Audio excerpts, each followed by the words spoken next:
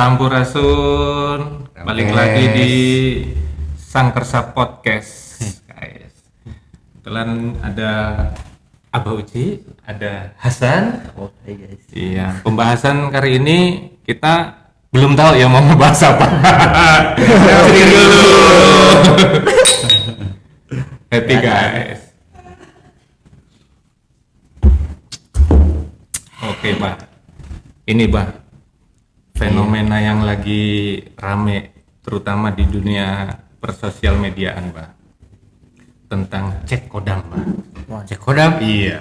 Kira-kira menurut Abah kodam joki tong setan itu gimana, Pak? Jadi sebetulnya itu kekurangan ventilasi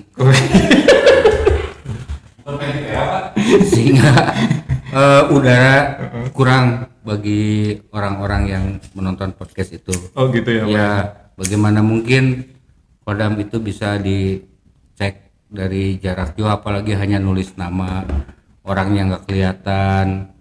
Ya ngecuprus lah. Iya, itu kan buat cari uang. Tapi yang hebat banyak yang nonton ya. Betul. Nah, menurut Mas Anies gimana itu? Menurut saya ya itu mereka juga sebuah hiburan aja mungkin, Bah ya. Mas Anies juga itu ada kodamnya? Ada, Bah. Ada. Iya, kebetulan ini kodam saya botol second, Bah.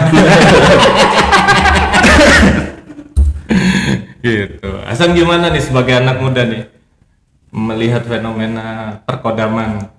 Untuk saya pribadi sih dari anak muda itu agak sedikit aneh juga ya, ada kodam gitu. Apa sih kodam? Apakah mengingat masa lalu gitu, Pak? Atau mengingat kebaikan masa lalu gitu? Nggak ada. Setiap orang itu tidak ada kodamnya. Oh, berarti Kodam itu adalah hasil hoax. pikirannya.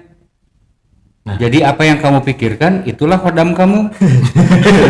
Berarti hidup saya cering.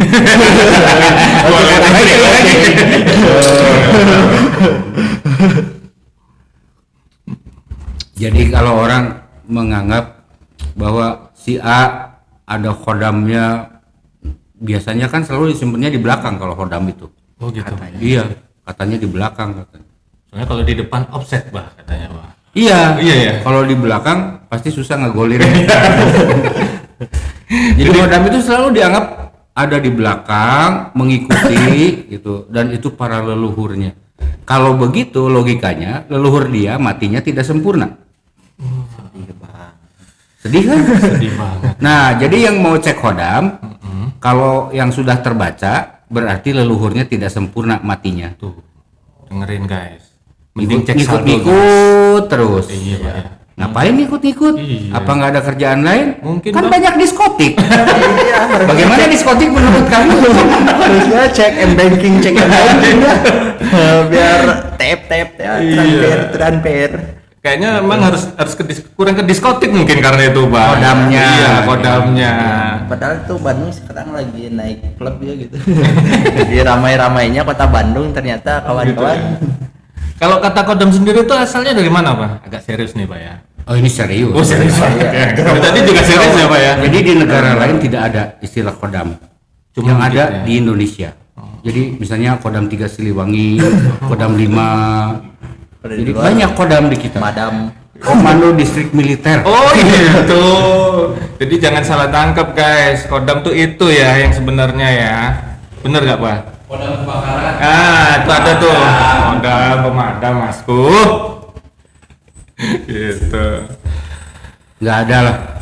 Jangan percaya sama kodam. Itu bukan tidak percaya 100% tidak percaya ya. Ada memang, tapi tidak nangkring di belakang, tidak ngikut-ngikut. Semua orang punya kodam, nggak ada orang yang kodamnya kosong tuh nggak ada. Iya. Artinya apa yang dia pikirkan, nah itulah kodamnya dia. Gitu, Pak. Jadi kalau saya lagi mikir pengen iga bakar gitu, Pak.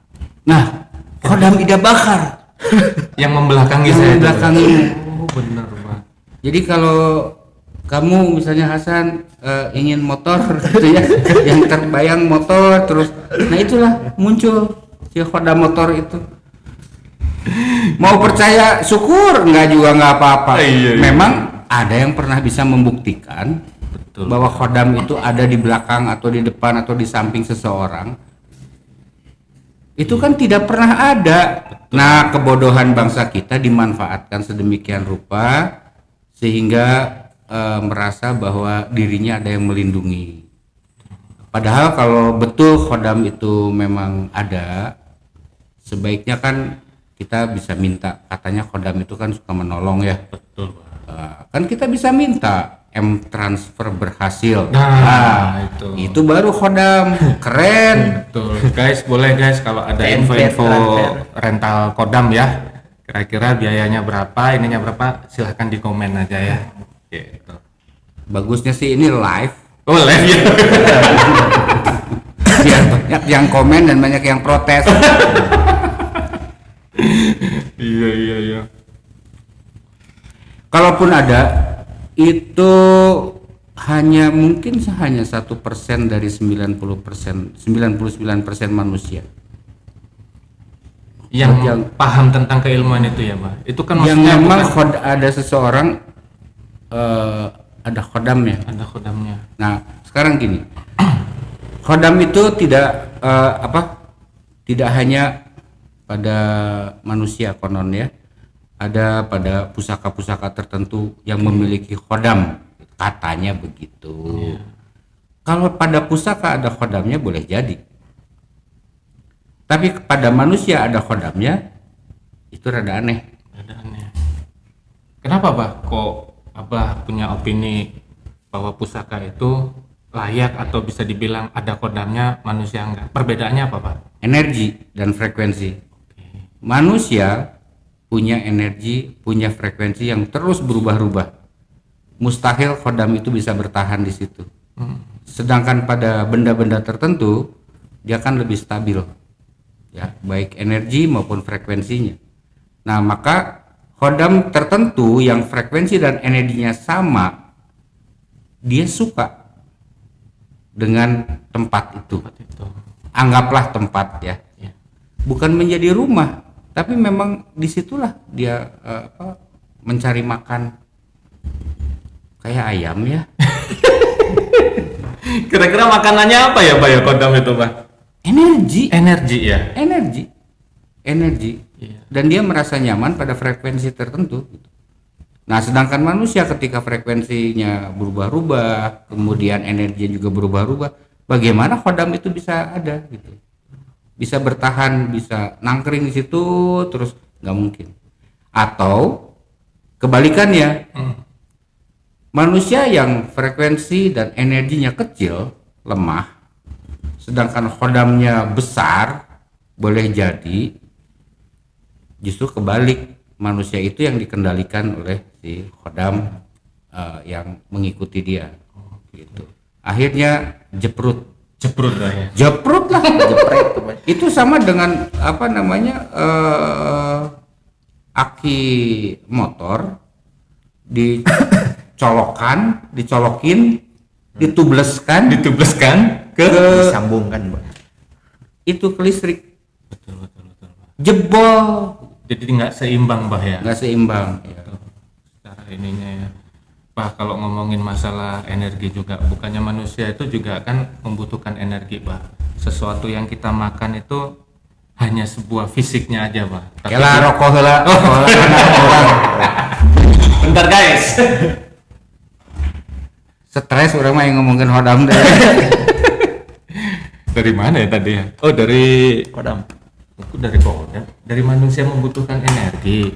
Ya, Yang kita makan itu hanya sebuah materialnya aja, tapi di dalam setiap material itu mempunyai energi masing-masing. Setuju nggak, Pak, dengan itu, Pak? setuju, karena semua dalam ruang kesemestaan ini isinya hanya energi Energi ya. dan frekuensi.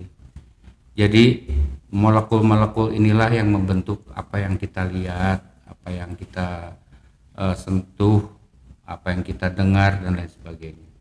Itu diakibatkan karena energi dan frekuensi. Cara memahaminya, Bah, kira-kira, Bah? Lah ini kita sedang bermain energi dan frekuensi. Kodam. Iya. Kodam ya. Ya. Tapi asik nih teman-teman, untuk anak-anak muda sekarang tuh kenapa sih memerlukan kodam sih, Pak? apakah saking rumitnya anak-anak muda sekarang selalu sering gitu ya, banyak pikiran katanya terlalu rumit katanya. Apakah banyaknya energi frekuensi dari internet itu Pak, atau dari dulu mah kan nggak ada internet tuh, anak-anak sekarang tuh mulai gampang stres tuh karena percaya banget ke kodam gitu, atau gimana sih Pak? Bukan karena hodam, jangan disalahkan hodamnya. Hodam itu duduk pada energi dan frekuensi tertentu. Yang disalahkan adalah bagaimana teknologi kita terus berkembang hingga frekuensi dinaikkan. Contoh dari 3G sekarang naik ke 5G dan seterusnya. Nah ini kan akan mengakibatkan sebuah gelombang yang sangat mengacaukan, bukan hanya untuk manusia, bukan hanya untuk yang terlihat, pun yang tidak terlihat itu akan kacau Bahkan berpengaruh terhadap semesta ini Pak ya. dan berpengaruh pada perilaku kita. Kita ini maksudnya adalah selain manusia, binatang, tumbuhan juga yang tidak terlihat. Tidak terlihat. Jadi kalau Indonesia suatu saat hancur berantakan atau bumi ini hancur berantakan perilaku manusianya, boleh jadi diakibatkan karena frekuensinya sudah tidak sesuai dengan frekuensi manusia. Oh gitu ya. Makanya terjadi pergolakan sepertinya Pak ya. Kalau Ya dengar seperti isu-isu contohnya di Indonesia, setiap hari frekuensi dan energi ditembakkan, dilontarkan. Akhirnya rusak. Nah, kerusakan dari ruang kehidupan kita di ruang frekuensi ini mengakibatkan molekul-molekul yang ada di sekitar kita pun berubah. Nah, maka ini akan mempengaruhi diri kita, molekul ya, dan energi pada tubuh kita. Hingga jangan heran jika terjadi perilaku-perilaku yang aneh. Kebanyakan sih jadi tidak enak, menjadi gelisah, menjadi tidak jelas. efek ke fisiknya juga berpengaruh ya Pak. Sangat berpengaruh, kecuali orang-orang yang menjaga kesadarannya. Nah, kira-kira ada nggak Pak tips atau cara untuk menyikapi seiring berjalannya fenomena frekuensi yang terus bergejolak ini Pak? Kira-kira kalau dari saran Abah tuh harus bagaimana sih kita menyikapi hal yang seperti itu Pak? Kalau menurut saya kalau saya ya akan menyarankan untuk kembali mengenali diri. Artinya kembali kepada jati diri kita sebagai manusia seutuhnya. Nah, pada saat kita menjadi manusia seutuhnya ini banyak sekali perdebatan. Ada yang lewat agama ya, kemudian ada yang lewat macam-macam lah. Nah, tampaknya dunia keagamaan belum mampu menjawab persoalan ini, bukan karena agamanya, tapi nalar manusia Indonesianya yang masih rendah, sehingga tidak tergali apa yang tersimpan dan terahasiakan di dalam catatan-catatan keagamaan. Karena catatan keagamaan itu merupakan catatan tua yang estafet ya, secara estafet terus hingga hadir di zaman kita. Tapi ada jalan pintas. Jalan pintasnya itu salah satunya adalah melakukan meditasi. Dalam bahasa asingnya meditasi, dalam bahasa kitanya adalah samadhi. Tapi sebetulnya ada perbedaan. Kalau meditasi itu adalah menenangkan pikiran. Sedangkan samadhi justru kebalikannya. Memaksimalkan daya cipta kita, memaksimalkan kekuatan pikiran kita. Tuh guys, begitu tuh kira-kiranya. Interupsi Pak, ada pertanyaan. Oh boleh. Apakah Hodam dan Hawa masih berkaitan Pak? Hodam dan Hawa itu dulunya mereka memang tidak kompak. Nggak kompak emang bener guys. Nggak kompak. Terutama yang nanya nih guys. Wah panas gitu. Ini pasti bukan live. Iya ini. Bawaan. Oke. Ini bercanda loh. Oh bercanda lo ya. Bercanda.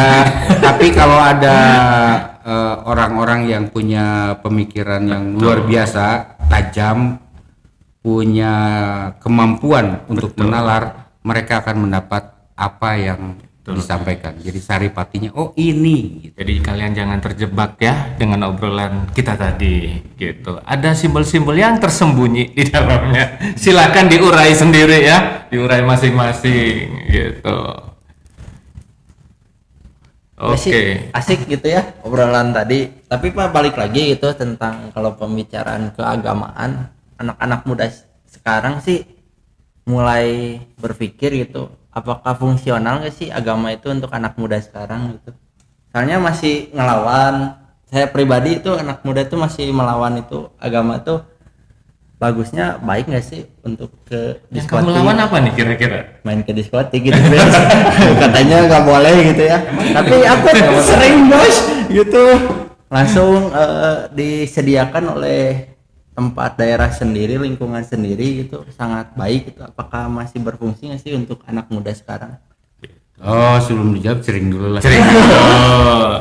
Jadi guys, jawabannya kita saksikan di part 2 ya. Sering dulu. Terima kasih. Silahkan nanti tunggu jawabannya di part 2. Kita salam pamit dulu. Sampurasun. Dah. Guys.